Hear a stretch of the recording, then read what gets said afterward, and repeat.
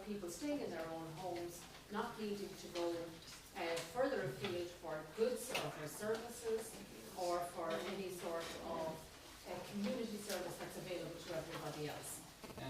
As regards developing support in the community, it's quite clear that the most important thing is funding. But what nobody has raised is the fact that the most important thing when allocating funds in this country is who the minister is.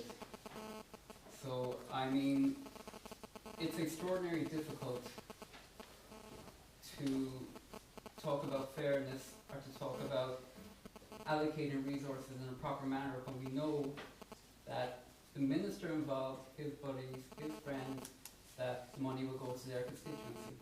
You've seen this with James Riley in primary healthcare at the back of last year, or a number of years ago, and this isn't something which is going to change. For me, there's two solutions that I would advocate, that I would involve myself with. The first is a short-term solution as an individual, which is to do basically what Catherine Murphy has done with SiteServe, to act as a watchdog. So that if the minister acts corruptly, and I mean by corruptly, I'm not just meaning illegally, because the biggest problem in this country is not illegal corruption, it's legal corruption. Corruption is taking advantage of your position to enrich yourself in some way. That can be illegal, and that's far more dangerous. That's why we elect people in Parliament, to ensure that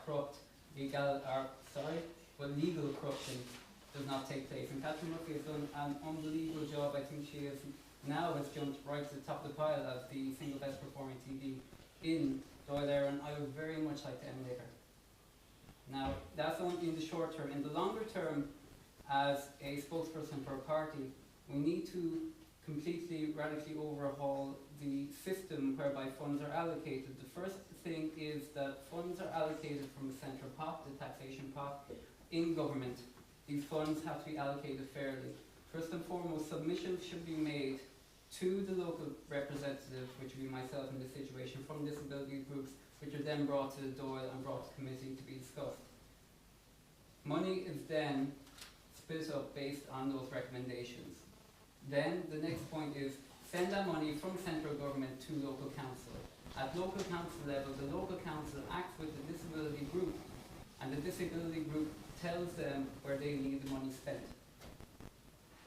The job of the local TD in that situation, which again will be myself, is to ensure that the money gets from where it's meant to go, or from where it's coming from where it's meant to go, because too long in Ireland, when money is allocated to something, a lot less ends up getting there in the end. So as a watchdog, I am completely committed to national politics, but I recognise and find it very important to know that I have responsibilities to a local community, to my local community, to my local constituency. So while I will be concentrating very much on national issues in terms of the European Union, or whether it's the levels of immigration to Ireland, I also take my local duties extraordinarily seriously. And by laying out a new framework, and by giving what I will do now and what I will do later, that gives a sense of continuity. It helps to redefine what a politician is, as a watchdog, to hold to account, and then when you're in government, as a policy enactor, to change things. So those, I think, are the two, well, to be honest, in terms of how would I get the funding back which we need, they're the two things which I would do. So thank you. Thank you.